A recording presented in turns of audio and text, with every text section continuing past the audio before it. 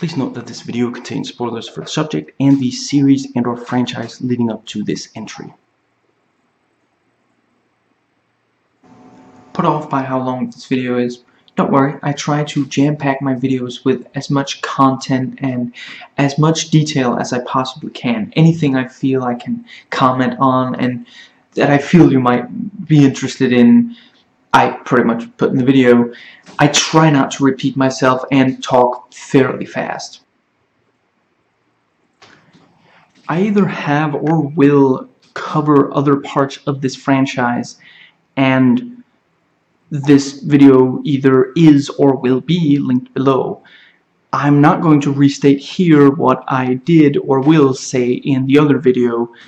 These videos get long enough as it is.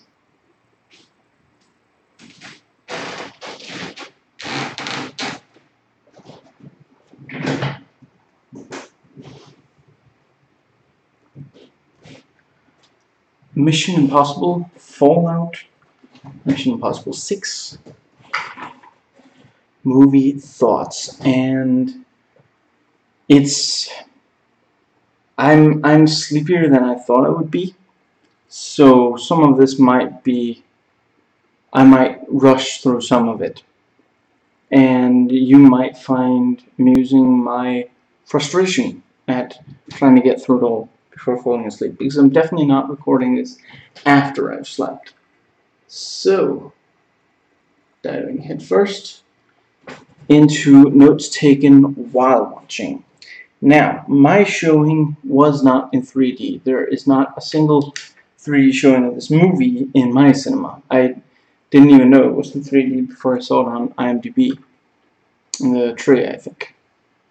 So, got the movie opening on the dream sequence with Ethan's being married to Julia, you know, and Lane is the priest. We could tell from right away the voice that Lane was the priest, but I don't think we're supposed to be. I mean, it's not really a twist, same as it's not a twist that it's a dream. It's really kind of that gradual realization. Gradually, Ethan accepts that this is a nightmare, and Lane, it's that sort of thing. I'm no good with like metaphor and such, but I mean, him being the priest, that suggests that, you know, in the dream suggests that like he has a power over Ethan, over his life, that Ethan obviously doesn't want him to have. Let's see.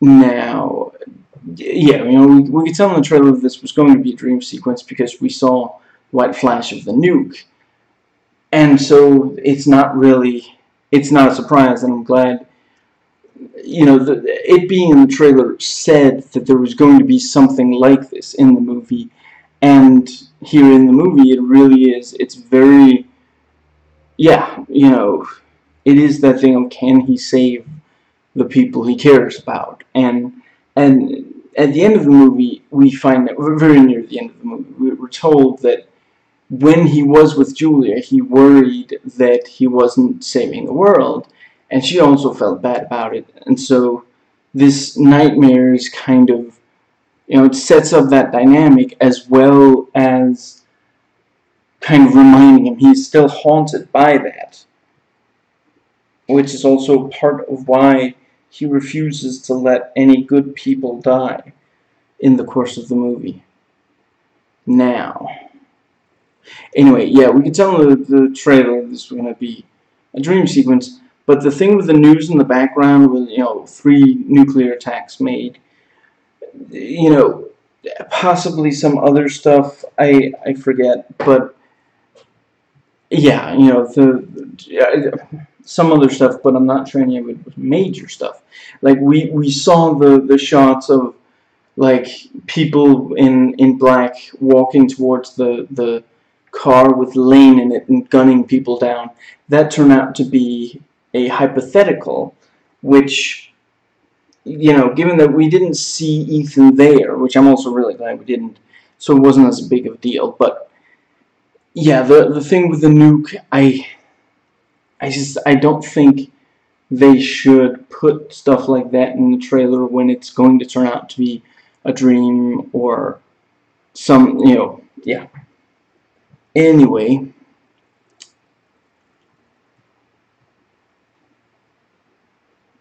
you should have killed me, Ethan.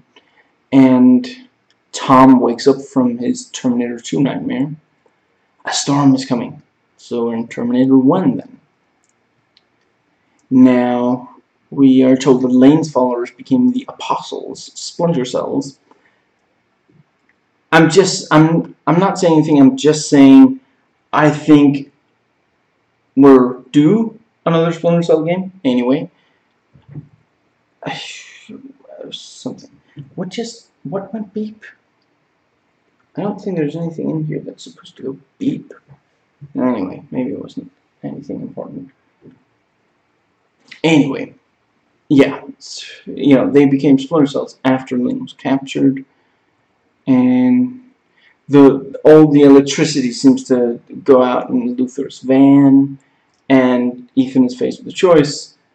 You can save Luthor but give up the plutonium, or sacrifice him and keep the plutonium.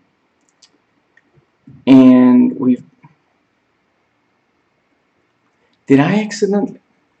In my notes, Wolf Blitzer is spelled Wolfgang Blitzer. Is that his full name? I don't know. I prefer Fistwolf Blitzer, personally. Did I accidentally say Wolfgang Blitzer while recording the notes? Or did it hear me say Wolf Blitzer and go like, nah, that's not a real person. He must mean Wolfgang Blitzer. Anyway, yeah, he tells us, holy sites were the targets of nukes. I think he probably had some fun in this one. If that really is him walking up next to Ethan and going, oh, so did he buy it? Yeah. And we're told John Lark is the villain, but we don't know who he is. And the psychopath doctor demands his manifesto be read on TV. And then we find out the attacks didn't happen. The whole room was fake. It's like Mission Impossible 1 at the very start of that movie.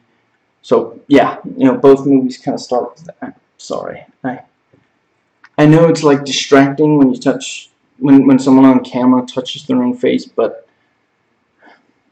yeah, I hope that the resolution does not quite give away just the amount of sweat on my brow. But yeah, that was really effective. And I mean, when you see the scene in the first movie, you know that there's something going on because you see, what's his face, Hacker, Emilio Estevez, I think. You see him listening in on them, so you know there's something going on. But then minutes later, you see them take apart the room. You thought that he was like in an adjacent room. You thought they were in what they appeared to be, but yeah. And in this, they tell him, "Oh, it's been 2 weeks," which tells him they've had enough time to carry out the attacks. And yeah, newsreader on TV says that something happened, and then he seems to get, oh, I'm being told to read from this manifesto, and he reads, and see, that's why no matter how much you think you have bested your spy enemies, don't, as part of your gloating, give them access to something, even if you think that it's no longer of any use to them, because it just might be that they pulled one over on you. But yeah, it's just really great use of that. I mean, sometimes you get references and it's like, oh, okay, you felt like you need to reference that, whatever. This was a really golden reference. And it's also, I mean, you can love the scene without having watched the first movie, or without remembering that that's in the first movie. And Alec Baldwin tells Ethan he trusts him. Pretty good intro of Angela Bassett and Walker. And I appreciate that the good guys in this movie actually say, and I'm slightly paraphrasing, but this is what they said boils down to. You cannot trust a confession gotten by waterboarding, which I'm really glad that movies are admitting that now. You know, as opposed to, what was it called, that movie about the one who finally got Bin Laden after 10 years. You know, that movie claimed that 0 Dark 30, maybe? Yeah, something. You know, that movie claimed that actionable intelligence was gathered via waterboarding or torture, which is not true. This is, you know, the I think CIA themselves say that that's, yeah. And we're told the Walker kills every apostle he gets near, so, you know, they can't get information out of them. And once you watch the entire movie and you think back on this point, which I probably wouldn't have if I hadn't written down, the explanation is, of course, that he doesn't want them to give any information to the agencies, and he uses the excuse he's an assassin. You know, he's kind of aggressive, but he gets results. You know, he finds them and he stops them. Okay, so we don't get information out of them, but you know, that's still one less apostle. And in general, Walker is very aggressive. And I absolutely see what people mean by saying that the score is a lot like The Dark Knight. Personally, it didn't really bother me. I love the Halo jump through the lightning storm. Who got the idea for that first? The makers of this movie or the Just Cause 4 developers? That game looks amazing. Absolutely amazeballs. And we're still filming. Yes, we are. And this guy isn't completely clouded, so whoops, did I just scroll? I think I might have just scrolled. There we go. And Walker uses the mask laptop as a blunt instrument, and then it doesn't work for mask making anymore. Which, again, it works for his, you know, doesn't really bother him. And Ilsa shoots, I want to say, the guy they think is Lark. I really enjoyed, you know, when there's this huge, you know, there's this huge blood, and it's like, can you still do it? I need a face to make a mask of. I still need a face to make a face mask. Man, I botched that a lot. And she's, I was aiming for the chest, you know, and you see this huge puddle of blood, you know, and in walk some more guys because it's a public bathroom, you know, and like just immediately all three of them figure out a way to, you know, so Ilsa pretends to be like, you know, taking care of his injury. It's like, just keep your head, you know, tilted back like that, and you won't keep bleeding. And Ethan is like, what? You guys want some? It's just like this drunken bar brawl. I mean, that explains what all three of them are doing in there. It explains the massive amount of blood on the floor, and it scares those guys out of the room. Because it's like, I mean, there's a lot of people would be like, I bet I can take him. But if you see someone the size of Tom Cruise having apparently hit someone the size of Henry Cavill so hard that that amount of blood came out of his body, yeah, you'd probably be like, you know what? I think you can hold it, you guys. Yeah. I'm sure there's a cup out there that I can use instead. It's just, in general, a very witty movie. You should have stayed out of the game. You should have joined me. The Max in this movie does sound a lot like her mother in the first movie, and her performance is also very similar. I think she studied it, and yeah, the movie is better for it. Great character. I always really like Max. She's a really great character. This is a character that could easily be very boring. You know, I mean, ultimately, in the plot, you know, she doesn't trust Ethan, then she does agree, and they make the agreement, and he goes out to the mission, and then at the end of the movie, you know, she's apprehended, that's basically it. She doesn't do a lot, which the Max in this movie does, which I also really appreciate. But the way she plays it is just so good. Now, still recording. And one by one, Ethan takes out the knife-wielding assassins targeting her, and I like how at one point she herself actually, she has like a butterfly knife strapped like her inner thigh or outer thigh, her thigh, and like, you know, and stabs the guy. And it's like, can I trust Elsa? Who is she working for? What is her goal? You know, it's one of those things where she doesn't come right out and say it, because she knows that if she tells Ethan, I have to kill Lane, he is gonna try to stop her from that. And yeah, it's very nice that I don't know if they're gonna make more. It's really difficult, because on one hand, this one would be incredibly difficult to top, and I'm not.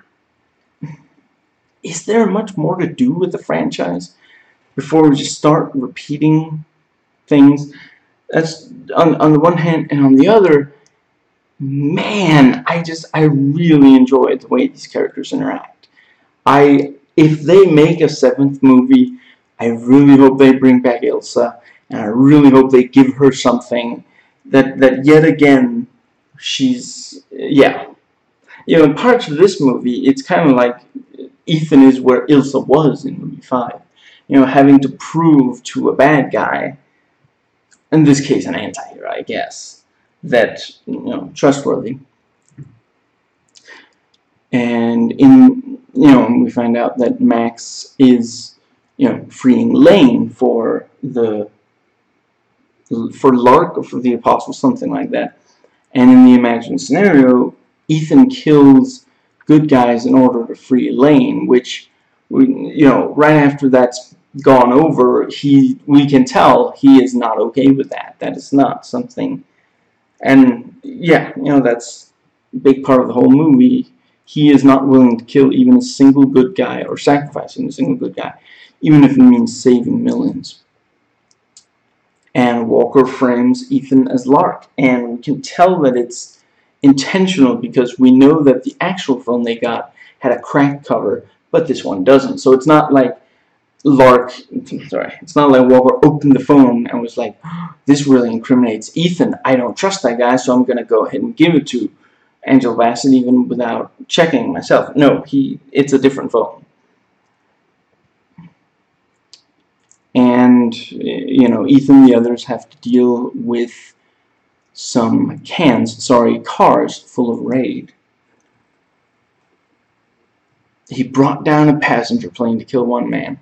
Reference to the second movie. Yes, I do still approve, even though that movie is not.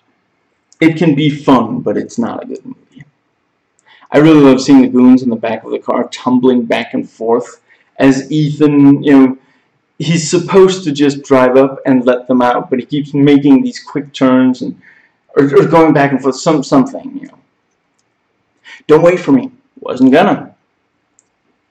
Ethan sees a police blockade and has to go another way. Very GTA. Especially makes me think of the first one. And a head-on collision ends a motorcycle chase. See, that is how you end a scene like that. By having the good guy actually hit, yeah. And we see the cop shot in cold blood. We see her face, she's humanized. At first I thought she was shot by Walker, but really, that would have completely blown his cover. And we see the biker shot at Lane, and it's Elsa. She needs to kill him for MI6. I have to admit, ultimately, we knew before we sat down in the theater, that's Elsa. We saw in the trailer the visor, and that's where they show that he runs her over. I'm torn. I guess ultimately I don't think we should have seen the trailer that he ran her over, that she was on the motorcycle. Because the moment you see her on the motorcycle in the scene, immediately you're thinking, so that's Ilsa though. And she's going to try to shoot Lane, and Ethan is going to run her over. Once Lane's hood is off, I kind of wanted there to be like awkward small talk between him and Ethan during the car chase. Just, yeah, I can't spitball in right now, but yeah, I think that would have been funny. And Ethan realizes the biker's Elsa, and she's trying to kill Lane, so he runs her over. You know, as the cover and everything. I really like Lane's dialogue. Every single word he spoke in this was really great. And I mean, the first time I watched the fifth one, that also really worked. But on this rewatch, not as much. But this, I doubt I'll tire of what he says in this anytime soon. And the radio transmitter is flown away by a drone to lead the authorities away. I like that Max has a bigger role and more lines than Mission Impossible 1 version. And now Max wants Ethan to give her Elsa, and the price has increased. Yeah. Who's making MI6, the movie or the agency? First one, then the other. Please don't make me go through you. That was a really great, yeah. And another dream with Julia and Lane as the priest. And that is also something I appreciate, that the trailer did not give away that at the end of that dream, like, they crumble into dust. There's a movie reference I want to make here, but I guess if you haven't watched that other movie, let's just say it's not the first time recently that I've seen major characters crumble into dust. At first I thought that Baldwin was like, was someone wearing a mask. They really should have proven his identity or something. Just have someone use like a DNA scanner or something to prove. Although I guess if that, then you'd wonder why Walker didn't use it on who he thought was Lane. But yeah, that's probably why. Ethan's like, never gonna give Lane up. And Baldwin thinks Ethan snapped. Angela Bassett plays Sloane, who runs a spy agency in America, tries to kill good guys. Very, very alias. This mission is Terminator. Got a bad feeling. Has he been in Star Wars by now? I think he might have. And it turns out that Walker is apparently Lark. And we found out he's working for Lane, but he can't directly contact the Apostles. He wrote the manifesto, but Lane wants revenge.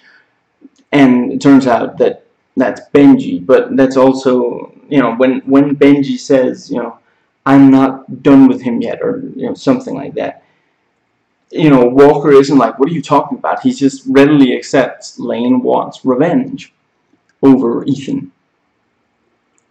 This movie does have a ton of twists. It can be hard to keep up, and I mean, ultimately, are we even completely supposed to? Because once Angela Bassett is like, I'm taking all of you back to CIA, and we're gonna question you or something. I mean, at that point, is she really redeemable? There probably should, there at the end, been like, they have her investigate or something. I get that the ending is supposed to say that now she trusts Ethan, but what she wanted to do would have killed millions by negligence. She's not really redeemable at that point, I don't think. I am really glad that they didn't try to redeem Walker. That would have been ridiculous. Even before he started doing and they got tracers in the necks of Walker and Ethan. I will say that felt a little contrived. It was like, we wrote an action scene around both of them having tracers in their necks. We gotta get tracers in their necks. That one bad guy in the sewer or basement, he kept firing his assault rifle forever before someone shot him. I think Ilsa was the one who got him. Ethan kept firing at him, and he kept firing at Ethan. And we've got 2 points on GPS maps that can move towards each other very, very nicely. Yeah. People keep telling Ethan that he's lost. So the solution is, we're working on it. I really appreciate this retcon that now in this movie we're told after Mission Impossible 3, Ethan quit again, because before the events of the third movie he has quit. He's only training.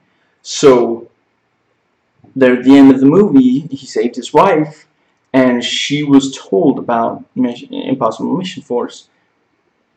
At that point, well, does he keep being an agent and he's like doing missions, but she kind of knows, she at least knows that's probably what he's doing? Probably make the camera wobble sort of that. Or does he retire? And yeah, I think it works to have him having retired. And then, man, my throat is dry. I'm going to try to finish this before. And then I am going to take a swim in water, by which I mean I'm going to drink a lot of water.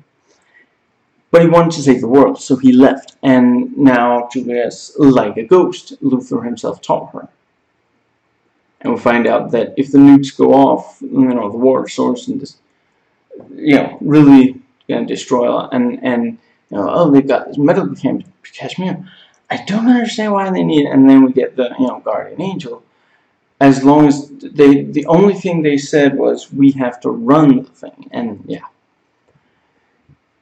maybe it was like a joke that just didn't quite work. But there's like within a short space of time, Ethan, Julia, and Eric are like, no, we should, all three of them, and it's just like I think Ethan is like, no, I should really go, and then Eric is like, no, we can like do a thing, and then Julia's like, no, we should, yeah. The camp is run by H.A.O. How? How nice. There is no time to evacuate. Very important to have that line, because otherwise people would complain, why don't some of the good guys try to evacuate some of these people? And yeah, it simply would not make sense for them to try to do so. This is not like one of the superhero movies. Now, I really appreciate that Julia can help on screen with the bomb. She's not someone to save, she's helping save others. She's made capable. I realized that, it would arguably be even better if she could do so by way of femininity. But in these movies, when the girls are cool, it's because and helpful, it's because they're kicking ass and doing some. She's not kicking ass, but she is doing something that requires very like training and focus and such. She's a very different character than the one who was freaking out at the end of the third movie, which again is something that I found kind of annoying. Not, if you freak out, you freak out, but it's annoying that so many people feel like they need to write female characters as like that, as though men don't get overwhelmed or don't sometimes react in a kind of theatrical way when they're overwhelmed. But those women.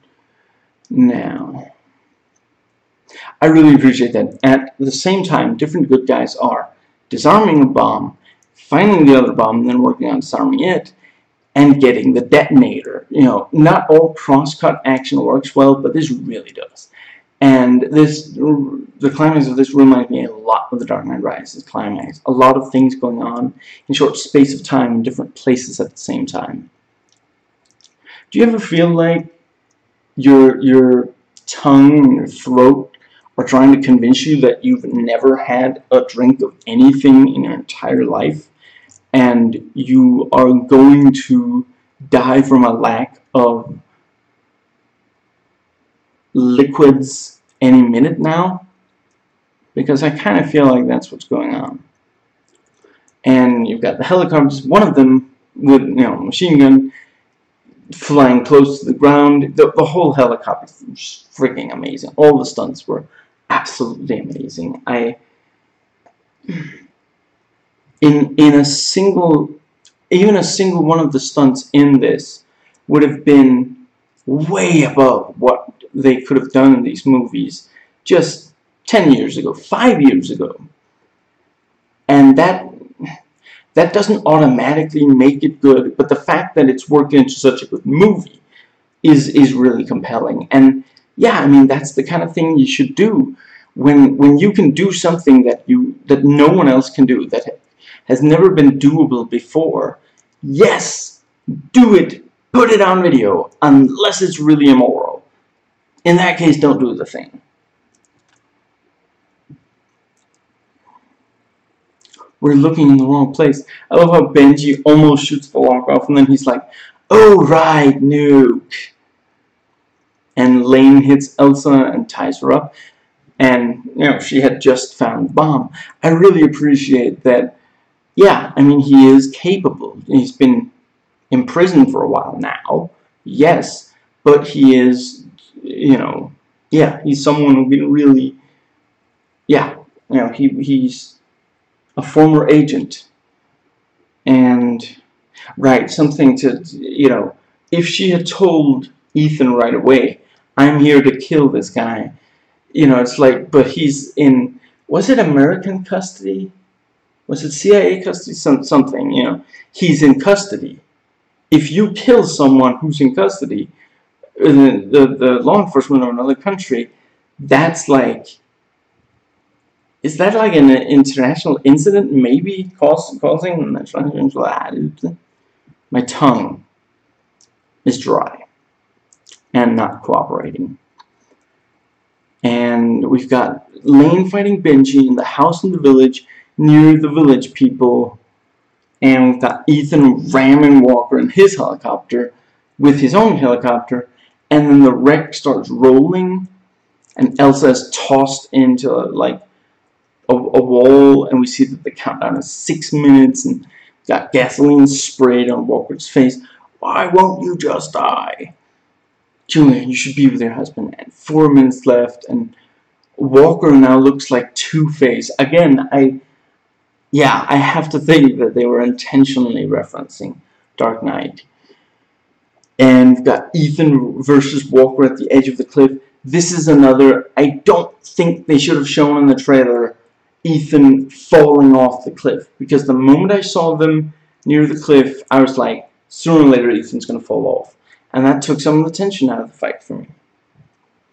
Really cool death for Walker. The rope hook thingy smacks into his face, and then he, you know, drops and he hits the cliff with the helicopter blowing up underneath from also hitting the cliff. And they cut the wire on with 1 second left, and the screen goes white, making us think maybe the nukes blew. But Ethan got the detonator in time, and this was a lot like the breathless anticipation moment in The Dark Knight Rises and Interstellar. All three of these movies have that one moment where it seems like maybe everything was lost. And yeah, I mean, Christopher McQuarrie is not Christopher Nolan, but I do think that in this he does a really good job. I don't really want Christopher McQuarrie doing a Batman movie. Christopher Nolan doing a Mission Impossible movie, no, their tones would clash. The camera keeps showing Lane struggling on the floor with the ropes, and he doesn't look that well tied up. I kept thinking he would end up free, but then that's what I'm supposed to think. It adds tension to the scene. And we see that Julia treats Tom, which does have the feminine touch. Because of the lighting, the sign that I'm fairly certain says, "Please wash your hands," looks like, "Please wash your anus," which is good advice, but it's a little less comfortable to do in public than washing your hands. And I appreciate, Julia is happy she met Ethan. We're safe because you were here. The Apostles really weren't in very much of the film. It's mostly Max's people and CIA people. I mean, the only Apostles we met were the, let's see, okay, so the guy in the bathroom was definitely an Apostle. And, posing as Lark. And then you have, I still can't figure out, what were the guys with the knives? Because if they can't be Apostles, right? Because they're trying to kill Max, and Max is the one helping the Apostles and Lark. So I have no idea who they're supposed to be working for. But, then you've got, yeah, when the lights go out in the basement sewer place, and then there are like a bunch of guys with assault rifles around, and then some of them turn around and shoot the other guys with assault rifles. The first guys were CIA, as because that was Angela Bassett sending them into taking. But then the other guys were Apostles, but that's like 3 people or something. And is that about it? Other than that, I think that might be it. Yeah, I don't know. I just really feel like I think there were ultimately a few too many elements. Should there have been Apostles at all? Should it maybe just have been, we're looking for this guy Lark?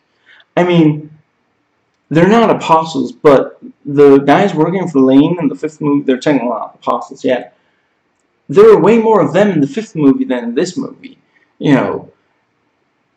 Because this movie didn't have a ton of CIA guys with guns as well. And then there's a bunch of this where it's like the local police who are chasing.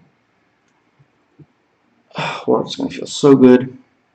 I'm almost done. The long climax is a ton of fun the first time, I think, but I understand that some people find it excessive.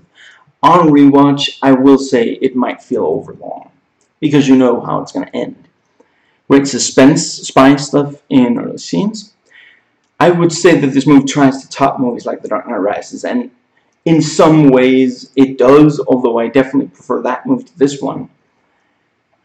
Maybe other action movies have as well. I don't watch very many of these anymore. It's basically the comic book adaptations and then these like franchises and directors that I keep following. So yeah, it's possible some others have done it. Although I will say, I mean, this one uses the fact that it's part of a franchise, just like The Dark Knight Rises does. You couldn't do this, excuse me, if this was the only movie in the series, same as if Dark Knight Rises was the only movie in the series.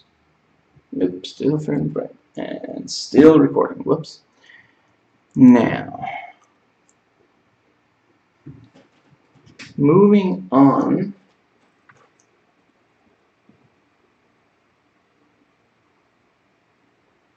to notes taken before watching.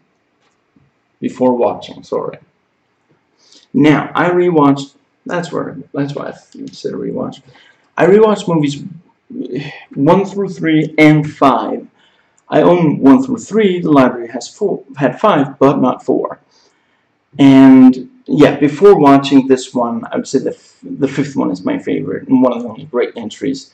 This only really made sense as a consistent action series from part 4 onwards.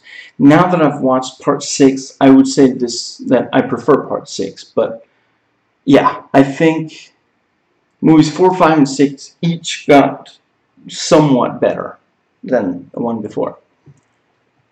Each Mission Impossible movie has a certain conceit that the others do not. In the first, Ethan is forced to work with disavowed agents and prove his innocence. In the second, Ethan has to fight someone who knows his methods and knows he's coming. In the third one, he's pulled back into the field and has to rescue his wife.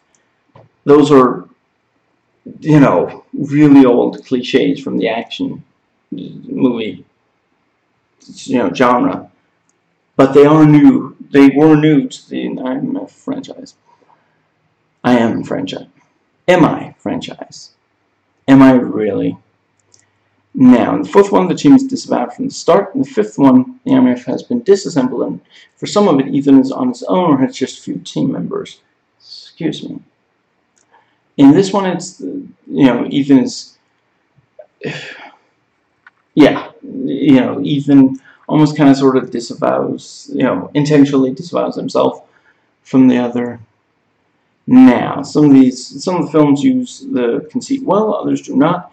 I think this does a good job. I think the fact that they don't have backup and, a bunch of people with high-tech gadgets and such behind them for a chunk of this, yeah, it changes the movie. Think of how different the climax would be if they could call in a bunch of agents without Walker realizing, he's off on the helicopter, and they bring in a bunch of agents, and the agents, they start opening up all these boxes and going house to house for looking for the second bomb. I guess the second movie is the only in the series to not have Ethan suspected to be a double agent. Instead, in that one, it's his double who's a double agent, which I guess makes him a quadruple agent. Now, the trailer makes it sound like Ethan Hunt will actually go against the team in the mission, which would be the first time this really happened in these.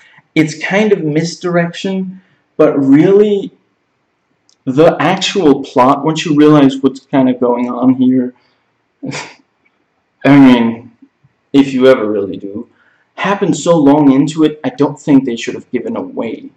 Honestly, if the trailer had told us we're looking for 3 nukes, that would have destroyed suddenly that scene in the fake hospital doesn't work anymore, isn't compelling anymore, because we're just saying, no, but we know the nukes haven't gone off, just move on, but because in the trailer we just hear, you have to make a horrible decision, and now we are in danger, and so when you in the movie see, because you just saw them lose the plutonium, and then it's like, oh man, there's been 3 attacks, so yeah, I don't think they could have given very much away. And I mean, ultimately, yeah, I mean, he is working outside of, yeah, of what he's been told to do.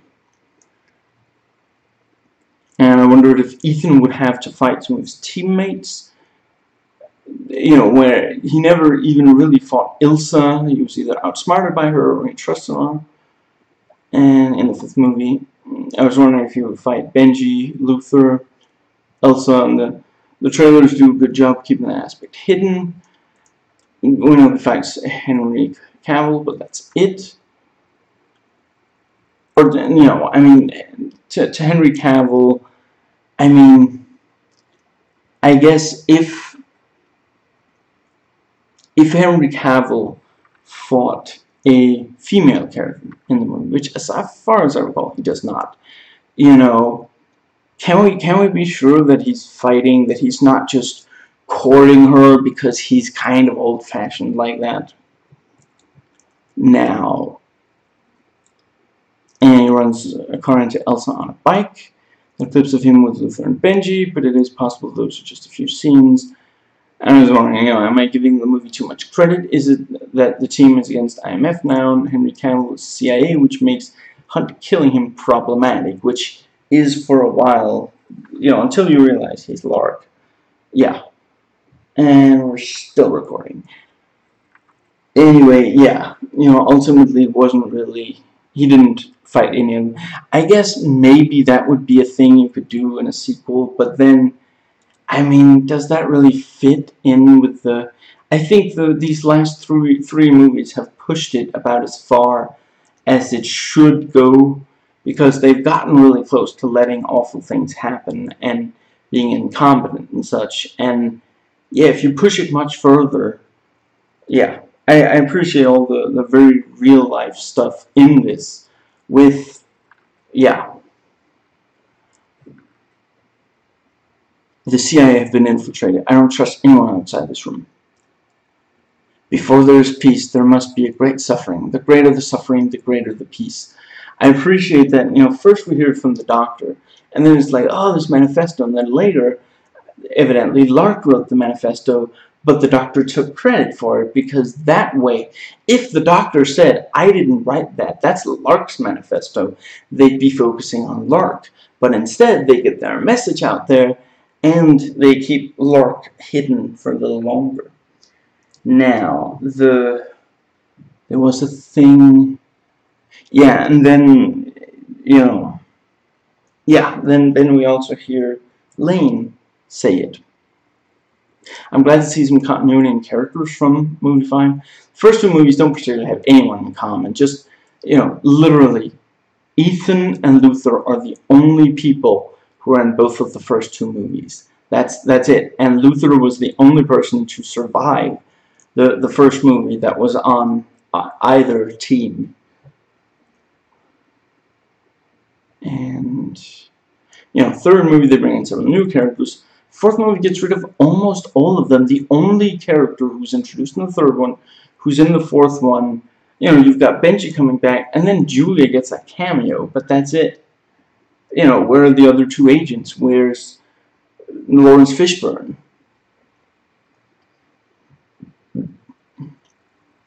And the fifth movie doesn't bring the ones from movie 4 or 3 back, doesn't introduce a few new ones, and at least a few of them are back here in the sixth movie. I really love that this uses how physically imposing Henry Cavill is. Maybe other movies have done it too, but in the DCU it's tempered with him holding back his powers, not hurting the innocent. But here, when we see him fighting in the bathroom and fighting Ethan, in the trailer, he goes all out. It looks like it hurts. And yeah, why did you need the mustache so bad that they had to CG it out of Justice League? I guess yeah, it's part of the look of Walker. Ultimately, for Justice League, they should have just had him, at least in the scenes where after he comes back, just have the beard. It's baffling bad decision. And one of the many stunts in this Tom Cruise does is piloting a helicopter on his own. And as usual, it looks like it's going to be a cool scene. And Lane, the villain from the fifth movie, is back. First time one of the villains has appeared in more than one movie. He was also the only one not killed in the first movie he appears in. And on the commentary track, on the fifth one, they talk about how the actor really wanted, he really wanted to be killed off in that movie, but now he's back in the sixth one, and in this one he doesn't die either. So yeah, maybe when they put him in the trunk and he's like shaking with anger, maybe that was filmed right after he was told that he wasn't going to die in this movie either. I'll admit the following is superficial. Well, it's kind of official. It's fairly official. I'm glad that Lane has some facial hair in this. I just think the actor looks better with facial hair than clean shaven. This and Prometheus compared to Rogue Nation. Now, and we do again have the impossibly perfect and fooling face masks. All 6 movies have at least one. Now, yeah, the daughter of Max from the first movie is in this, also called Max. I was wondering if she would want revenge on Ethan for her mother being caught at the end of that movie. I'm glad they didn't go with that, because it really wouldn't have worked well with the rest of the movie. Some people said that the action scenes are too long. I understand where they're coming from, but I do disagree. Is the overall movie too long? I think it could be shorter, and that wouldn't necessarily hurt it. Now, some people say that the plot is bad. I thought it was... I don't know if I want to say that it's good, but it moves fast enough that it keeps you, like, you're never really bored. You're always trying to keep up with the plot. But, I mean, after so many twists and turns, not that much is left certain or still makes sense. And it is hard to follow, in part because of the many plot twists. And this is, in some ways, the first true sequel. It follows up on stuff, it references the other movies. Yeah, in the other movies, I mean, if you go, between the first and the second, there's not that much. But in the second, it's a huge deal that Ethan is with Naya. And then the third movie, they don't even mention Naya.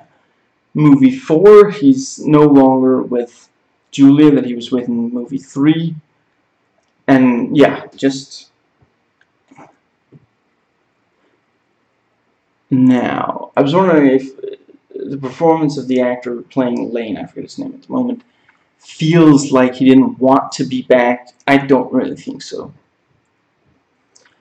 Now, this is just quoting another review. In the film, we get to see much more inside the mind of Ethan Hunt, and we finally know a lot more about his personality, which makes this film feel much more like a personal story, which the other Mission Impossible films lack. I agree, and I think that was a good choice, because again, you can only go in so many different directions with the Mission Impossible thing without ending up way just, yeah, going in a completely crazy direction, which is kind of what happened. I love the first movie, but I think it was very naive to think that they were going to make a franchise that would be like that. You know, if the movie had started with the fourth movie, if the franchise had started with the fourth movie, then I'd be like, okay, they can keep going with this. You know, the second movie was very ill-conceived. It was trying way too hard. It was one of those early 2000s movies that are trying to be extreme and just, yeah. And it was so wrong for the Mission Impossible, yeah. And then the third movie is ultimately this kind of cliche story overall. You know, I mean, there's not that much plot in the third movie that isn't at all cliche for the action movie genre.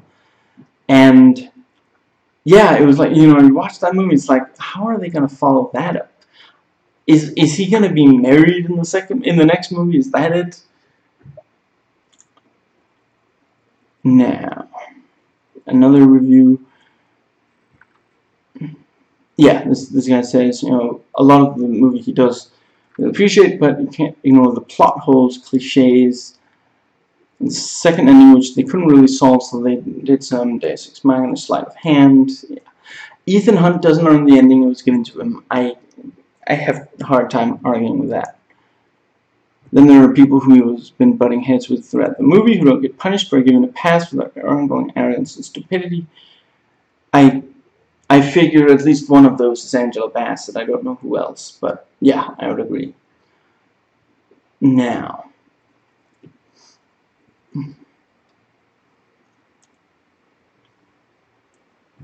let's see.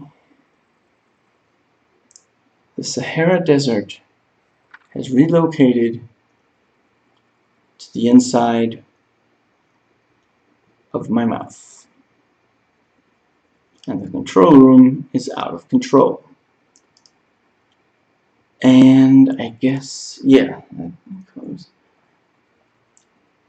let's see. The action is easy to follow despite being fast and sometimes big.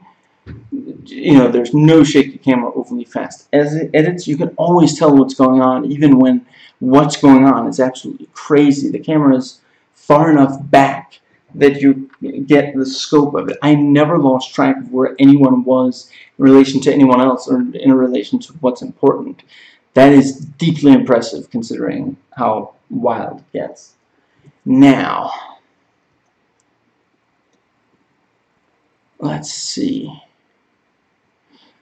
Maybe I already mentioned this, but yeah, before this one, Hunt and when he has one, also his team, are disavowed in every movie except the second one, which was incredibly straightforward in that regard. And yeah, you know, they're kind of disavowed in this one too. I mean, the CIA lady wants to take them in for questioning. They don't agree to that, so, you know, it's not quite disavowal, but I don't know. I'm not into disavowal. I think vowels make for great letters.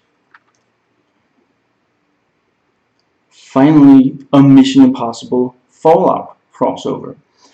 If I knew anything at all about Fallout games, I could make jokes about that.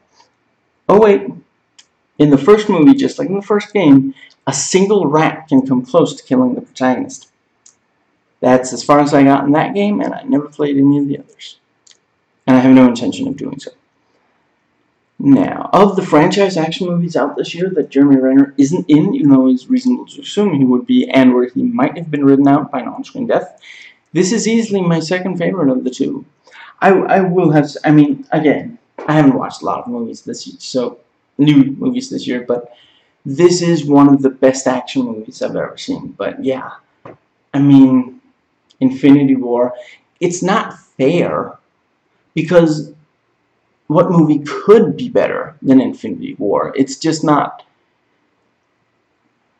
Yeah, I mean, all you can really do is marvel at how impressive it is that they actually managed to pay off on about 20 movies made over about 10 years. Yeah, it's not fair, because no other movie could have all that backstory already set up and have all these superpowers with you still being able to follow it all. So of course nothing's going to be able to top it. The only thing that can top Avengers 3 is Avengers 4, basically. Now,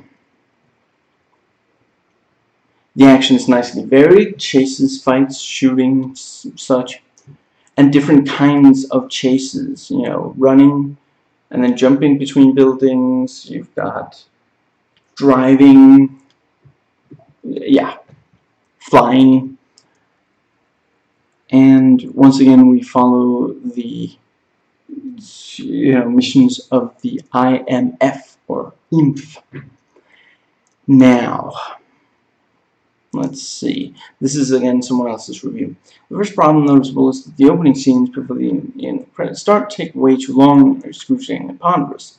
We literally have 4 different scenes which amount to roughly 20 minutes of screen time before the credits roll.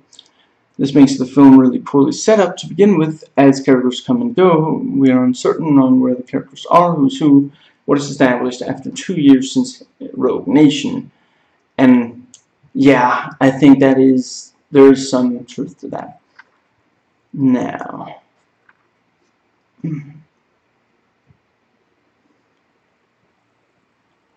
let's see.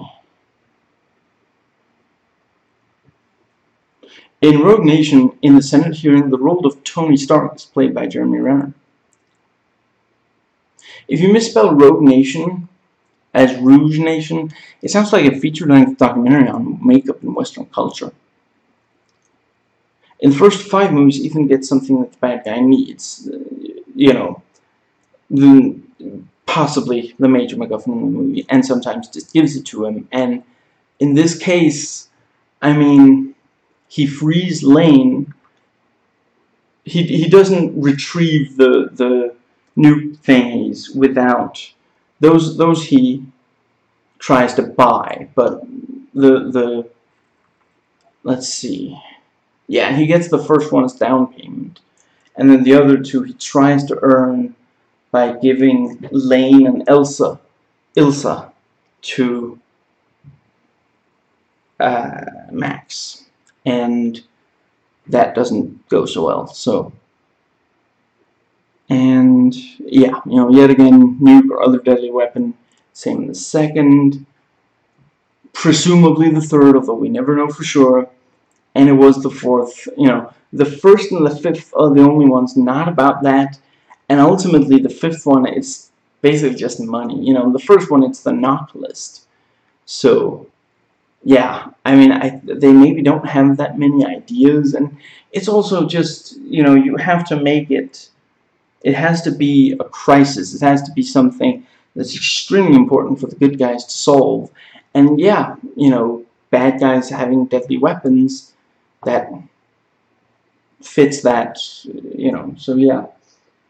Now, despite what it may have sounded like, I very much enjoyed recording this. I hope you enjoyed watching. I am going to go drink half a liter of water, probably. Yeah.